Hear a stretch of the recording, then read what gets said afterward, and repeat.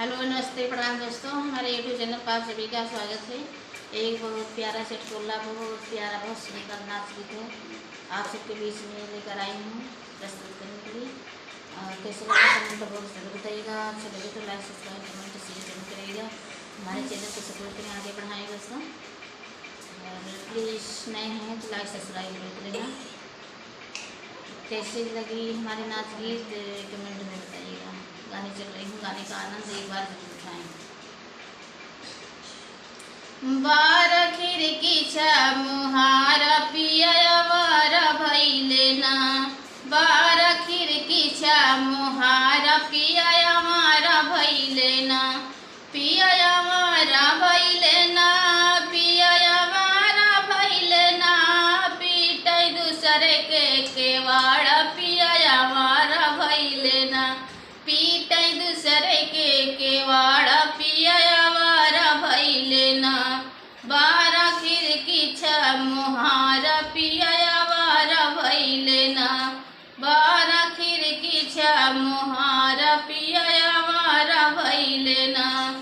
ना हम चाही महल दु महला, ना चाही अटरिया, ना हम चाही महल दु महला, ना चाही अटरिया, करबै मड़ई में गुजारा पियावर भैले ना, करबै मड़ई में गुजारा पियावर भैले ना, बार खिड़कीचा मुहार पियावर भैले ना, बार खिड़कीचा मुहार पियावर भैले ना, पियावर भैले ना, पियावर भैले ना, पीटै दूसरे के केवाड़ पियावर भैले ना, पीटै दूसरे के केवाड़ पियावर भैले ना, पीटै दूसरे के केवाड़ पियावर भैले ना।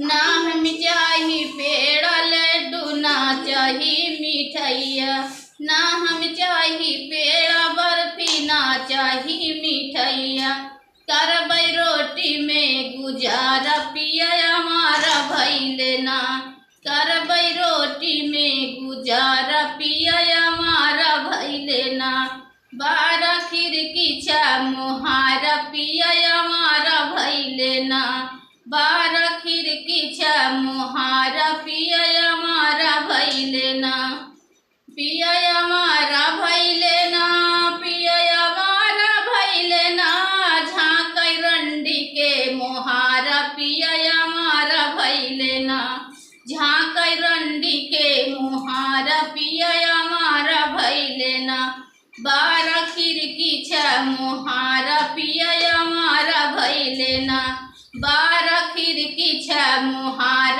पियावर भैले ना।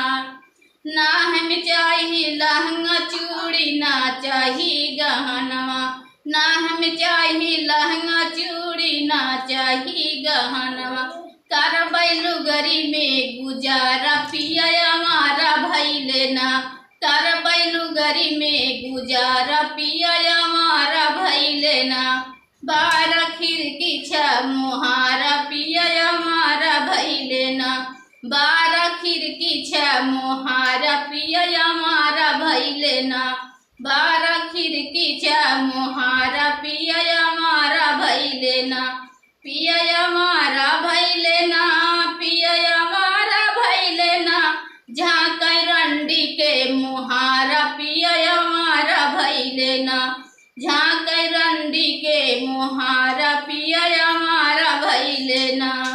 कैसी लगी मैं नाच गीत कमेंट में बताइएगा। अगले वीडियो में फिर मिलते हैं, तब तक के लिए बाय।